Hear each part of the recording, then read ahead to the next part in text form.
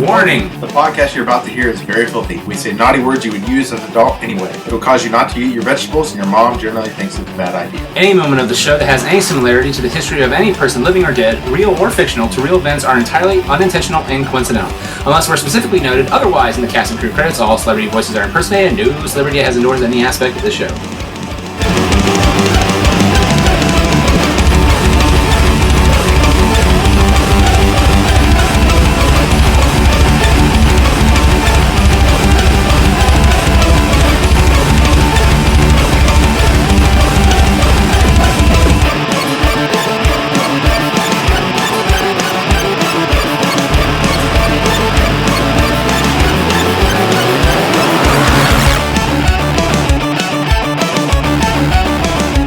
Hey everyone, welcome out to episode 265 of The Good, the Bad, and the Geeky. I'm Nick Nitro, I'm your host of the most. And before we begin, some quick sponsors, some shout out to our sponsors.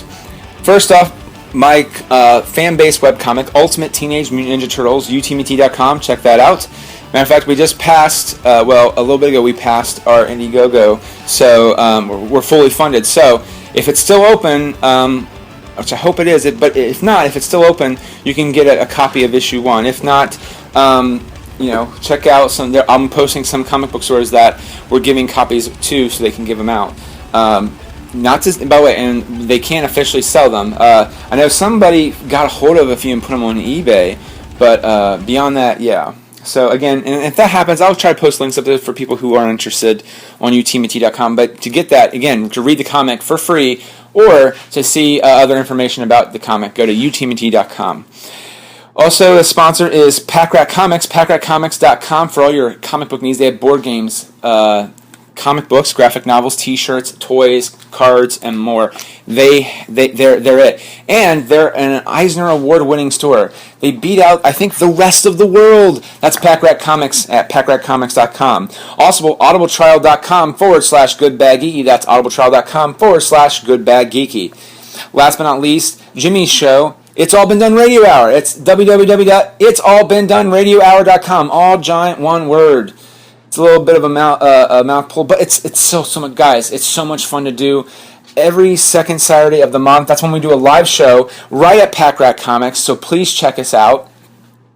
And as a matter of fact, the podcast goes up in January. So for those confused, here's what we do: we record 3 sketches. And then Jimmy has a release schedule, and we'll start releasing the comic in January. How freaking cool is that?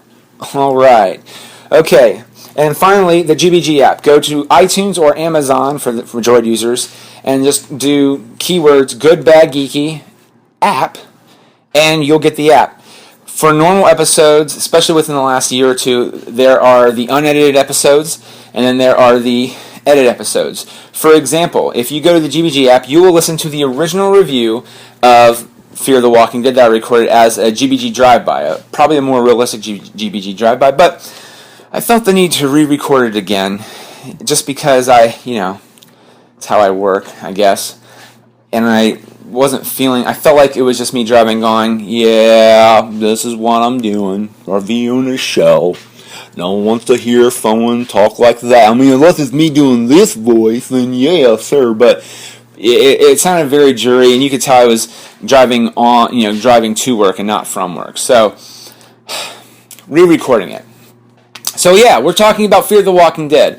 I've watched 2 episodes now, and the first episode I watched it. I'm not gonna lie, I was a little hesitant because it was very clear in the press that Robert Kirkman had said that hey, we're not doing an origin story of the virus. We're just going to show you from another family's perspective what's going on in a different part of the country. And after watching the pilot, originally I was excited about that. I was like, oh, wow, cool, but we're not going to go in the origin of the virus then? Oh, okay. Well, that's depressing. Okay, sure. And then when you're watching it, I just don't give a shit in the pilot about what's going on.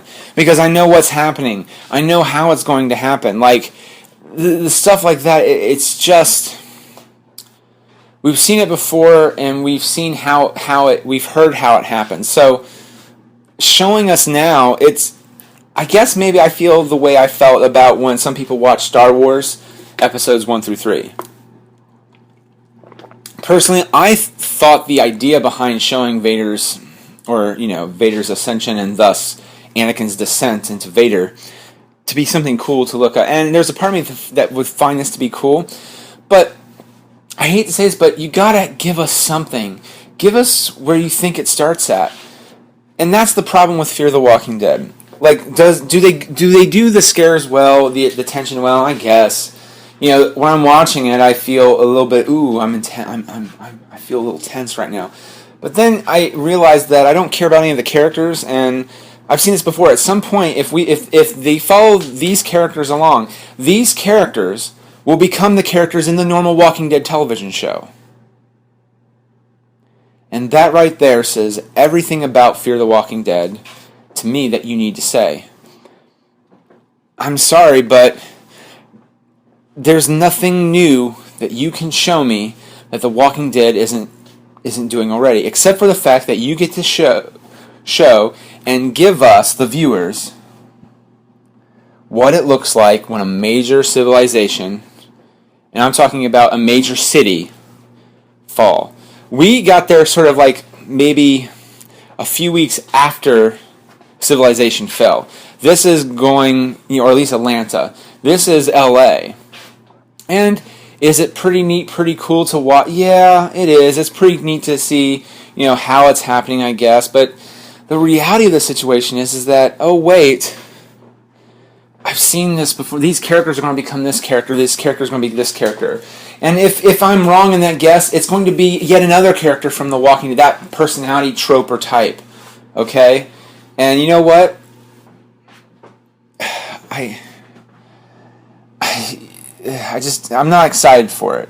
I want something different and new and exciting. Now, if you would tell me that Fear the Walking Dead is an anthology series where we go to different parts in the history of the show, you got me intrigued. Because you could, if you wanted to, jump forward in time beyond the Walking Dead show and tell a story that maybe the writers know they're going to tell in The Walking Dead. So you're looking back at something that hasn't happened yet.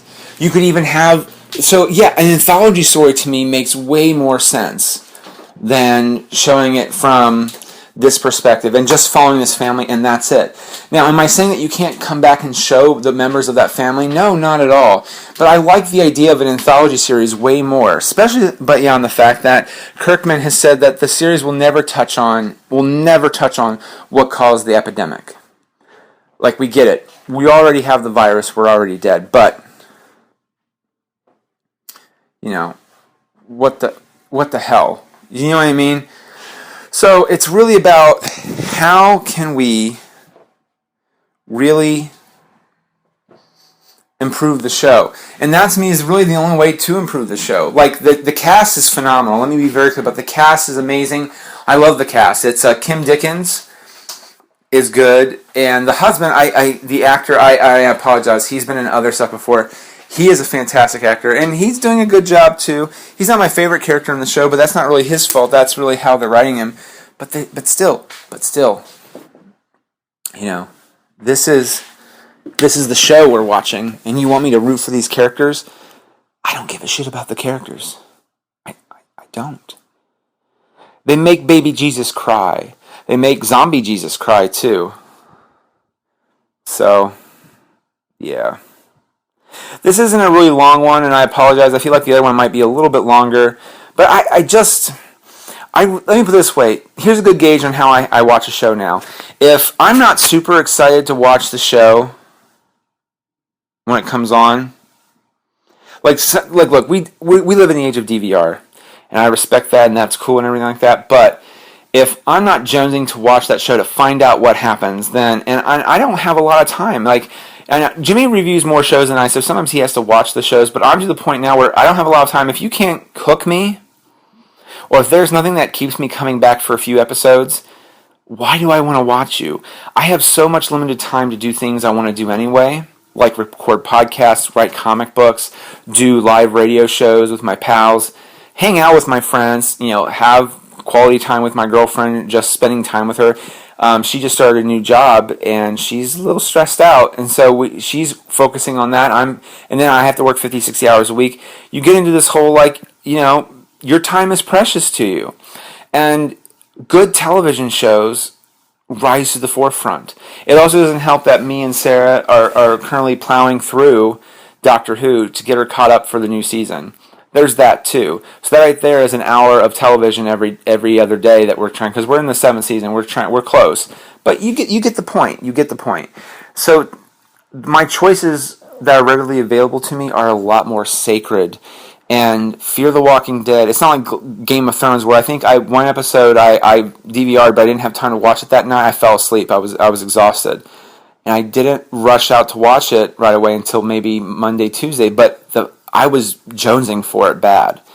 Fear the Walking Dead, after the first episode taped, the second one, I watched it, second one taped, I was just like, I'm not really feeling it. And I watched the second episode, and how the lights, and the boyfriend, oh my God, the boyfriend got bit on the shoulder, and you're just like, oh, Jesus. And you're just like, and also, I've seen the trope before of someone dealing with drugs on Lost. You know what I mean? So, kicking the addiction and all that. And I thought they did a very good job of it. Not saying that Fear won't do it either, but I don't care. I don't care. Because he might figure out that the only thing he can do, the best way to survive, is to just let himself die and thus become a walker. It's something I'm saying, like, or sacrifice himself because he's not been a good son his entire life, and this is the only way he can make it up. There's so many different tropes that the show will follow, or maybe not follow. Like, if they made him the lead and killed off everybody else, that would be rather interesting and funny to me. But I don't think they're going to do that. And I'm not super excited for the show. And I've seen 2 episodes now, and I'm not feeling it. I'm just not feeling it. The little things that I am, like, intrigued about, they've been answering at least by the second episode. But again, the factor is not all there. Like, I like how they've built up to an extent. It does create some tension, but it doesn't, like, make me go, oh, these are characters I want. Like, Rick Grimes is such a great character that he's put automatically in such a great situation that you like him from the start. You know what I mean? Kim Pickens and all these guys, yeah. Kim Pickens, sorry, yeah. So yeah, Fear the Walking Dead, not my top choice for a show. If you talk to Jerome, aka Jimmy, he loves the show. He thinks it's great. He's not as good as The Walking Dead, but matter of fact, we will probably talk about that at some point. But I'm just not as big as a fan. It's okay. Like, to me, there are better ways to spend an hour of my time, let's put it that way, than watch Fear the Walking Dead. But you might disagree with me, or you may not. If you do, one way or another, agree or disagree, please let me know. Tweet at me at goodbadgeeky, all one word, or goodbadgeeky@gmail.com. Let us know your thoughts. And, yeah. All right, well, everybody, thanks for listening. Bye. Get out of here without cheese! You're a creep! Go away! We're having a good time until you start up, cheapers! Go have some coffee with cream or something! Because I'll tell you something! This is a happy place! What the fuck am I supposed to say? What song is that?